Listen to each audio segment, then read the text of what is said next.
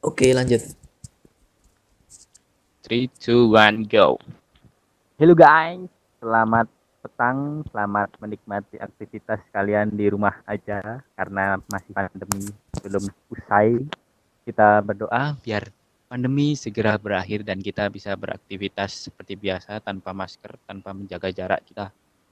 Saya Bangkit Putra Wardana dan teman saya Afid Nurgozi. di teman ngopi karena ngopi nggak bakal asik karena adanya teman dan obrolan. Oke, mantap.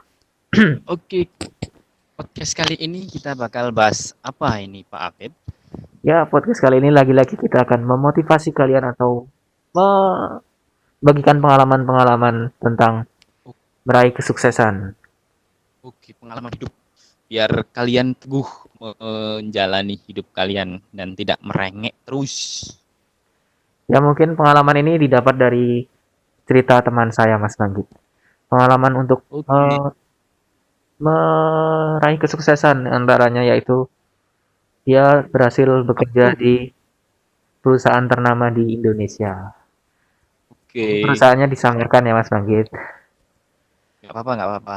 Kan dia sempat nolak ya Pak, Ya, sempat sempat nolak. nolak, tapi akhirnya kita bujuk karena ini disamarkan nama dan perusahaannya, akhirnya dia mau berbagi Oke, ceritanya. oke, mungkin bisa langsung diceritain Pak cerita temannya. Bagi kalian yang pengen daftar-daftar kerja ataupun apa, ini mungkin dapat memotivasi kalian untuk berusaha secara keras lagi dan mungkin seperti biasa doa orang tua. Oke, lanjut kita bakal cerita. Ini cerita dari teman saya, teman yang mungkin dekat dengan saya. Dia berasal dari desa saya yang sama dengan saya, yaitu Desa Jenarwetan. Oke, siap. Promosi desa ya Pak, nggak apa-apa. Desa yang termasuknya pelosok lah Pak. Di kota Purworejo, Purworejonya udah pelosok, desa saya pelosok. Nah, Enggak lah Pak, orang ada kotanya sendiri di sana kok. Back to the topic guys. oke. Ya, ini teman saya samarkan ya namanya. Ya, pertama dia selamat, dia lulus tahun 2017, tahun lebih awal dari saya dan Mas Bangkit.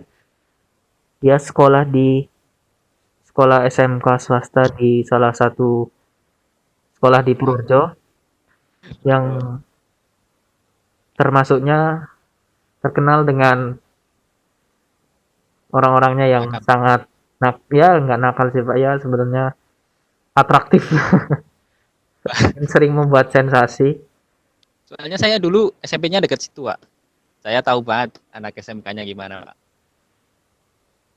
Ya mungkin itu tapi karena dia sebelumnya Beda lah, emang beda. udah pinter karena keterbatasan biaya mungkin ya, dan dia Hmm. juga tidak terima di negeri, akhirnya dia milih situ.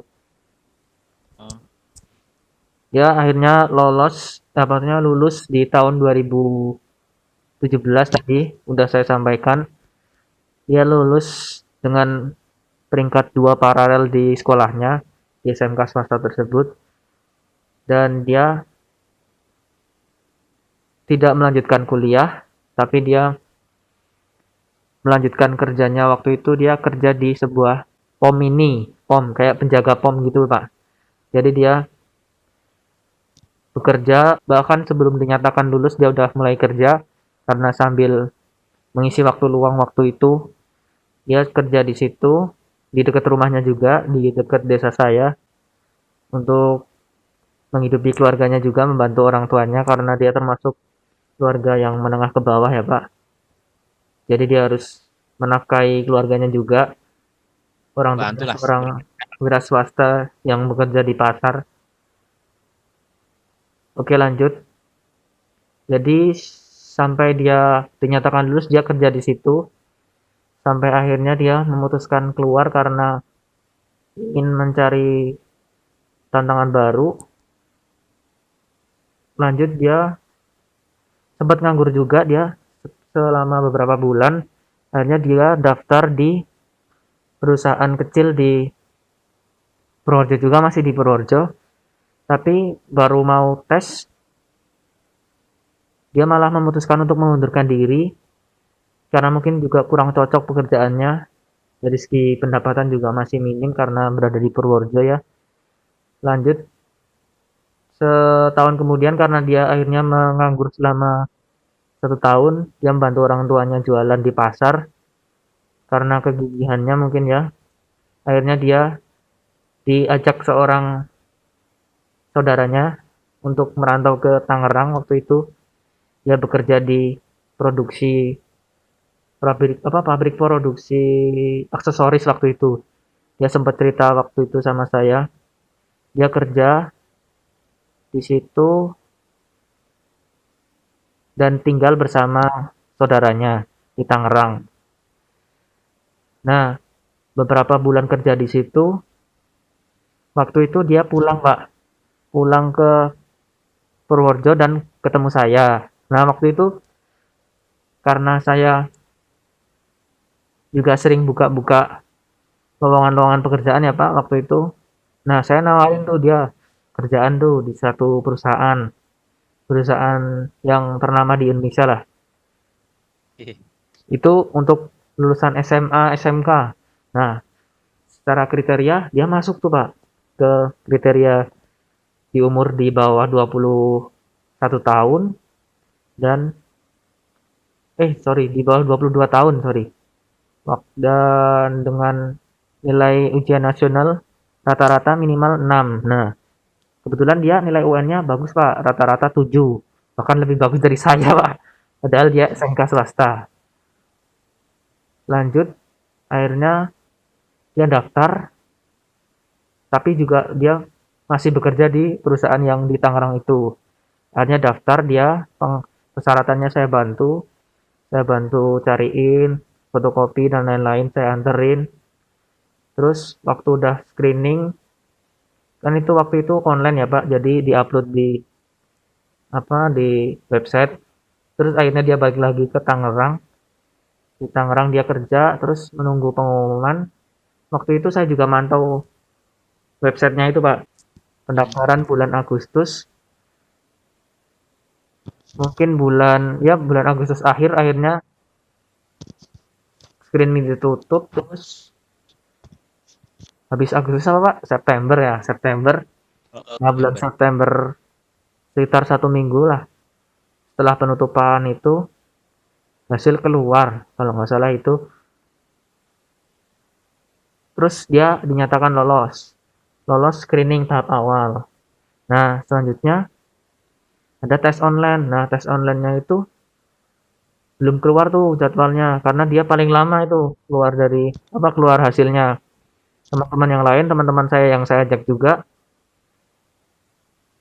itu udah pada keluar hasilnya, yang lain pada hijau. Nah, yang dia belum belum hijau tuh Pak, waktu itu masih abu-abu, masih proses screening.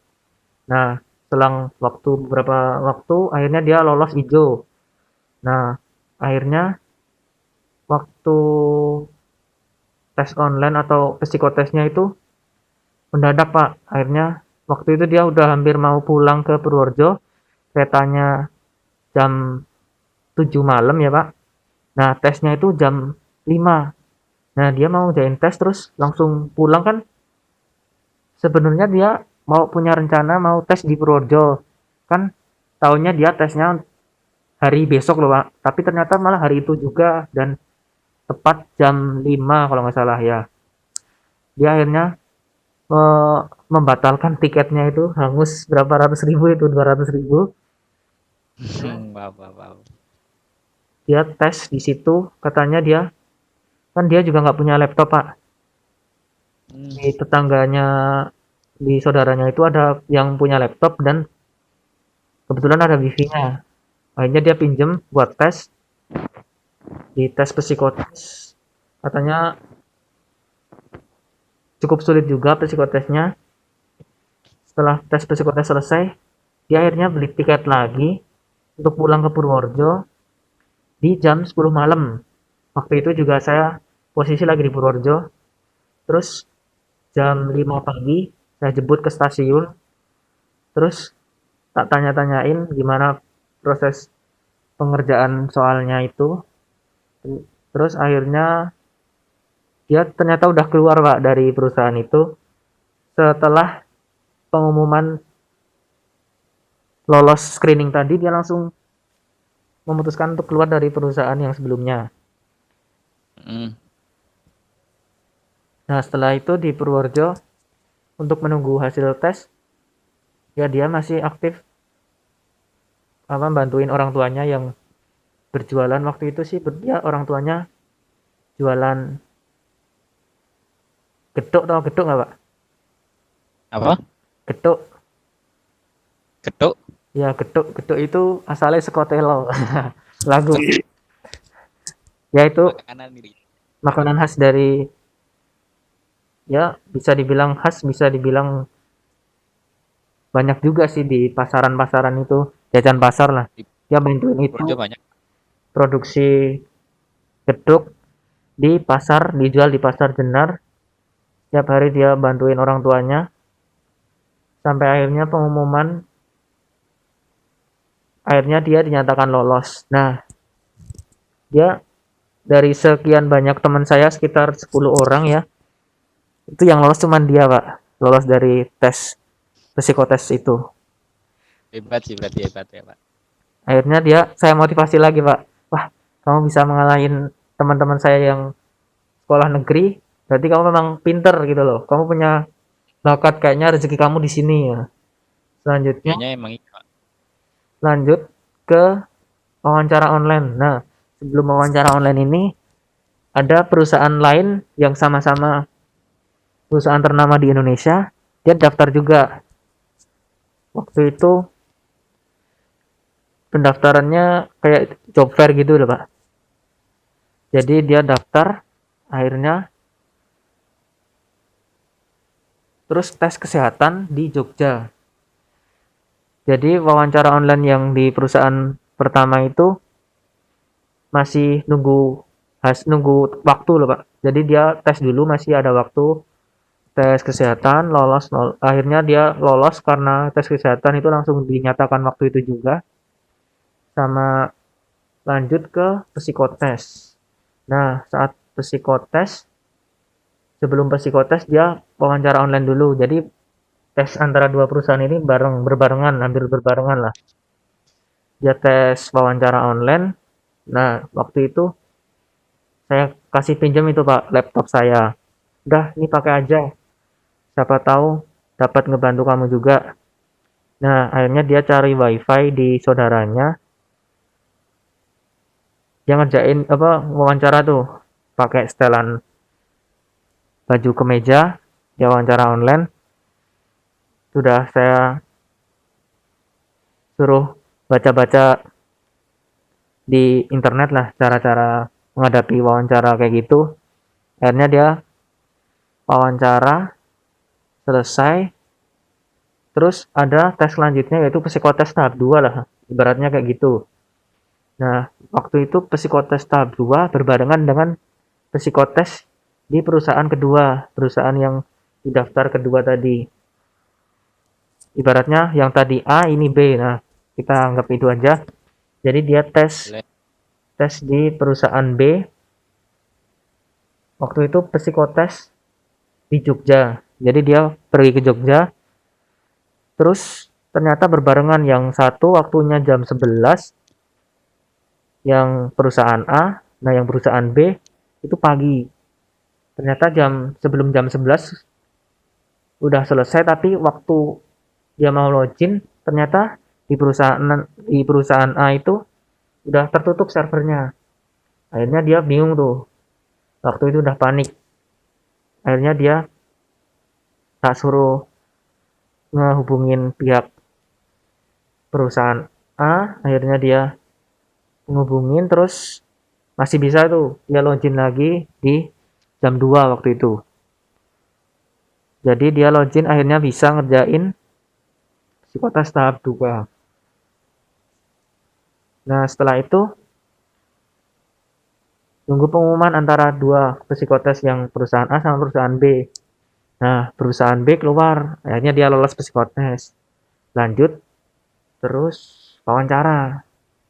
Kalau yang di perusahaan B itu emang agak cepet sih Pak proses rekrutmennya. Kalau yang perusahaan A emang lama. Jadi dia masih punya waktu buat belajar, wawancara. Waktu itu sama-sama mau wawancara juga. Nah, akhirnya lolos yang online wawancara, sorry. Lanjut, keduanya wawancara. Nah, untuk pertama dia wawancara salah satu perusahaan yang A itu tadi, wawancara di Cilacap. Dan selanjutnya, waktu itu dia nginep di tempat saya. Tempat saya kan juga di Cilacap sekarang. Nah, dia wawancara di Cilacap, terus paginya, paginya kan wawancara soalnya. Terus sore langsung pulang, habis itu besoknya wawancara yang perusahaan B. Jadi perusahaan A sama B itu terpaut 1 hari. Akhirnya dia wawancara, hasilnya yang muncul duluan yang B, perusahaan B. Akhirnya lolos wawancara dan lanjut medical check up. Medical check up tahap akhir untuk perusahaan B. Nah, untuk yang perusahaan A akhirnya juga keluar hasilnya. Alhamdulillah lolos juga. Nah, sama-sama medical check up.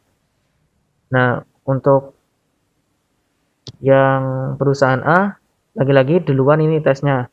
Perusahaan A tes, lagi-lagi dia kembali lagi ke Cilacap untuk tes. Untuk waktu itu terpaut 2 hari baru tes yang perusahaan B.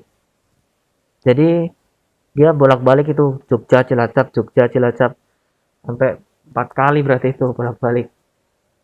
Akhirnya setelah medical check up di yang A, terus medical check up yang B. Nah, pengumumannya lebih dulu yang A. Waktu itu dia lolos medical check up. Sorry. Salah. Waktu itu pengumumannya yang Bravo dulu, yang B.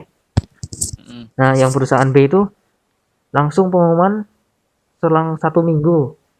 1 minggu dari medical check up langsung pengumuman dia lolos medical check up yang B, langsung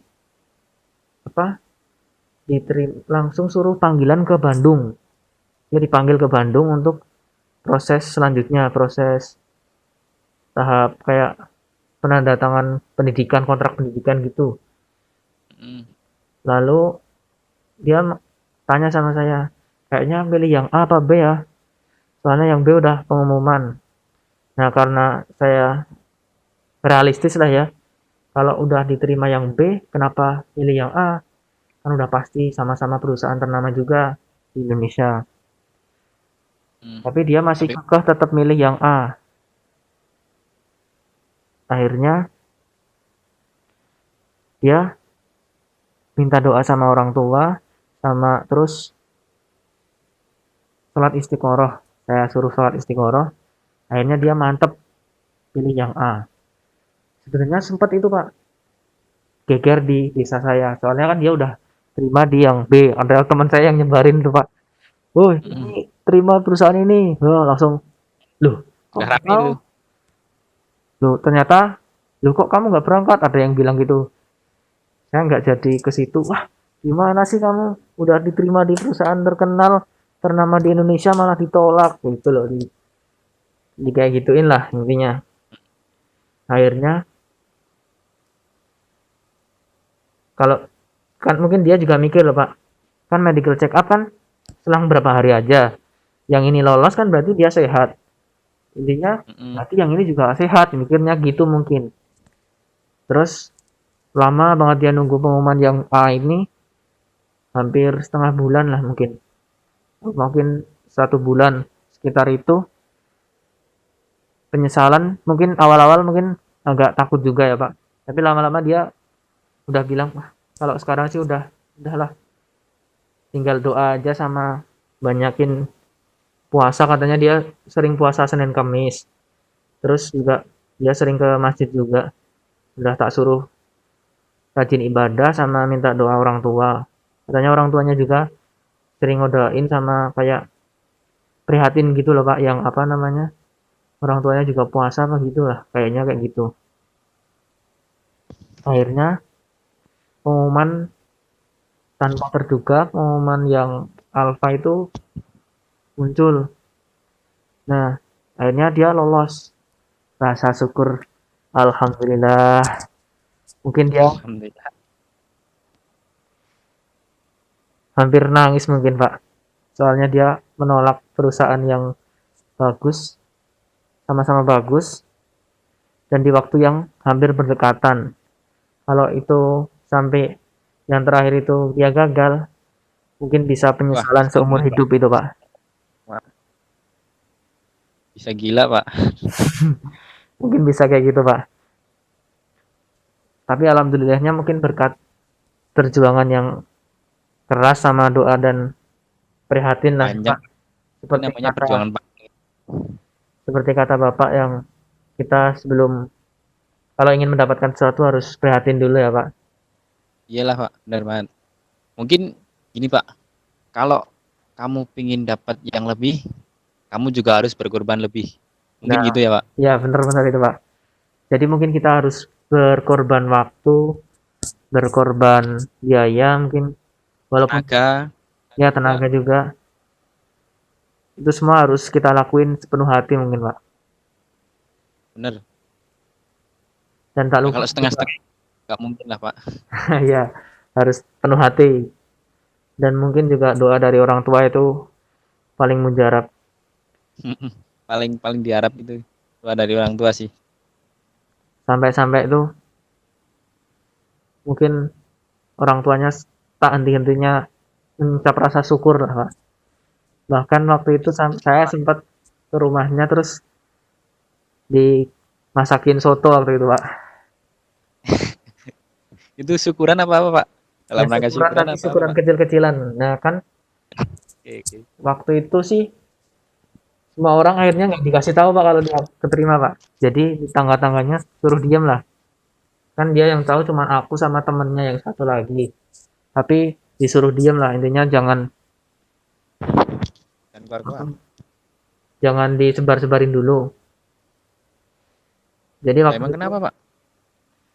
ya mungkin masih trauma sama yang awal itu Pak kan tersebar terus akhirnya nggak diambil kan ya. Oh, ya kan itu berita bahagia, Pak. Iya Sebarin nggak mungkin apa-apa sih. dia juga masih nggak mau sombong lah. Dan dari cerita itu sih mungkin dapat disimpulkan ya Pak, dari golongan apapun kita, se ya mungkin semisal kita dari kalangan yang kurang mampu mungkin ataupun yang menengah ke bawah, selagi kita masih mau berusaha, selagi kita terus berdoa, apapun bisa tercapai. Termasuk Benar, Pak. meskipun kita berasal dari sekolah ataupun ya sekolah yang tidak terlalu dilirik mungkin oleh perusahaan-perusahaan ternama, tapi selagi apa yang kita tunjukkan itu baik dari segi attitude, dari segi apa prestasi juga kita bagus, mungkin itu dapat merubah persepsi orang atau pandangan orang bahwa sekolah itu jelek. Jadi semua itu tergantung pada diri kita sendiri. Emang sih, Pak. Tempat tidak mencetak kita, Pak. Tapi apa yang mencetak kita, Pak? Diri kita sendiri, Pak, yang menentukan Oh, nasib kita. mantap sekali. Jadi kalau kita ingin ke sana, ya jangan menuntut tempat kita sebelumnya untuk membuat kita sampai ke sana. Jadi diri kita sendiri yang harus menuntun kita ke kesuksesan itu. Jangan mengandalkan alma mater. Nah, itu mungkin yang bisa kita petik dari kisah tersebut ya, Pak. Iya, Pak. Lele, hidup di Comberan nyatanya juga bisa besar kok. Ya nggak? Iya, Pak. Well, apa sih yang dia dapat dari Comberan? Makan tai. Katanya dia juga bisa besar kok. Gitu aja, Pak. Kehidupan juga gitu, Pak. Dari mana kita berasal tidak membuat kita tidak menghalangi kita untuk menjadi besar. Mantap sekali quotes Anda, Pak. Mungkin ada komentar-komentar lagi, Pak, atau tambahan-tambahan? Ya sih Pak, kalau ini emang benar-benar real perjuangan sih Pak. Jadi saya juga sangat salut lah sama dia Pak. Dia juga nggak minder, dia juga nggak apalah. Dia juga berani ngambil resiko loh. Dia berani ngorbanin perusahaan yang gede demi yang lebih gede lagi. Iya nggak? Ya, betul, Pak. Jadi kita harus rela berkorban demi mendapatkan sesuatu yang lebih baik. Sama emang kalau udah rezeki nggak bakal kemana sih kalau menurut saya. Ya, mungkin, Pak. Jadi rezeki kita udah ada yang ngatur, tinggal kita aja yang berusaha dan berdoa. Karena walaupun itu udah diatur tapi kita masih nggak berusaha, sama aja. Ya emang gitu Pak. Allah tuh pengen melihat usaha kita sampai mana sih usaha kita. Totalitas nggak? Apa setengah-setengah? Itu sih. Karena ada yang bilang kalau Allah tidak merubah nasib suatu kaumnya kecuali dia mengubah nasib dia sendiri. Nah, mungkin itu sih, Pak. Bener banget. Jadi dia, Mungkin maksud saya nah itu tadi Pak mungkin Pak. Jadi dia memang ingin memotivasi diri untuk mengubah nasib dari keluarganya, dari keluarga yang menengah ke bawah, untuk mengangkat derajat keluarganya. Mungkin motivasinya dia itu Pak. Sehingga dia mau melakukan atau berkorban lebih untuk mendapatkan hal yang dia mau. karena masa depan ditentukan bukan dari mana kamu berasal, tapi dari apa yang kamu lakukan sekarang. Oke, Oke. mantap. Mungkin itu dulu yang dapat kita bagi tentang pengalaman dari teman saya. Mungkin kalian dapat mengambil hikmah dari pengalaman teman saya tersebut. Kalau ini boleh dicontoh Pak. Ini boleh dicontoh ini. Sikap dia boleh banget dicontoh. Pantang menyerah Pak. Ya, untuk pantang menyerah, rela berkorban, dan mampu mengambil resiko lah dia. Berani. Intinya itu sikap-sikap yang harus kita miliki sebagai pejuang untuk mendapatkan apa yang kita inginkan. Termasuk untuk mendapatkan perguruan tinggi, pekerjaan, ataupun yang lainnya. Aspek kehidupan itu perlu perjuangan. Oke, mungkin sampai di sini aja ya Pak. Ya Pak. Podcast kita ini, ambil yang baik, buang yang buruk. Dan buat teman-teman yang mau kirim-kirim cerita, boleh banget. Tinggal bisa di DM kita atau mention kita lah di Instagram kita di @afgozi AFGOZI. Salah Pak. Ya Pak. Oh salah. Afgozi di AFGHOZIE. Oke, ZIE. Dan di saya juga bisa DM di saya di @bangkitxiao, Bangkit Xiao pakai X ya guys. Atau bisa juga kirim email ke kita di temanngopi69@gmail.com. Karena kita mau mendengarkan cerita kalian maupun keluh kesah kalian. Mungkin kalian boleh banget bagi-bagi cerita apa aja lah. Yang motivasi gini juga boleh, kehidupan kalian juga boleh. Mungkin juga kalian mau berbagi kisah untuk memotivasi teman-teman pendengar kita, dan mungkin juga bisa menjadi amal bagi kalian yang mau berbagi kisah inspirasi seperti ini. Dan jika kalian ingin membagikan kisah-kisah lain seperti kisah hiburan juga boleh, mungkin cerita lucu ataupun cerita horor ataupun cerita percintaan, kita juga bisa menampung itu. Oke. Bahkan kita juga bisa ngobrol bareng di sini. Sama-sama ngobrol asik, ngobrol santuy di teman ngopi. Buat kalian jangan lupa nih buat like, komen, dan subscribe channel ini. Bangun channel kita untuk menjadi lebih baik, dan karena kita butuh support dari teman-teman sekalian, karena tanpa kalian kita bukan apa-apa. Oke. Butiran debu, guys. Oke, kita tutup saja Oke, podcast sip. malam ini. Tetap Makasih jaga banget. kesehatan. Terima kasih atas waktunya untuk bisa mendengarkan podcast ini. Jaga kesehatan. Mm, Bagi kalian yang belum ada kegiatan apa-apa, tetap di rumah aja. Dan bagi kalian yang harus rela keluar rumah, mungkin tetap jaga diri, selalu cuci tangan pakai sabun, pakai masker, dan tetap jaga protokol kesehatan COVID-19 agar kita semua sehat. Dan semoga pandemi ini cepat berakhir. amin. Buat kalian yang lagi gabut atau lagi stay at home, boleh banget dengerin podcast kita. Mungkin dari episode 1 sampai sekarang boleh banget didengerin. Oke, boleh banget dengerin podcast-podcast kita sambil ngopi-ngopi, bahkan Mm, sambil menikmati sore, pagi, malam kalian di rumah. Mungkin bisa sebagai obat tidur dan juga bisa buat motivasi teman-teman sekalian. Oke, tetap di teman ngopi. Karena ngopi tak akan asik tanpa adanya teman dan obrolan. Wassalamualaikum warahmatullahi wabarakatuh. See you next time. Bye-bye.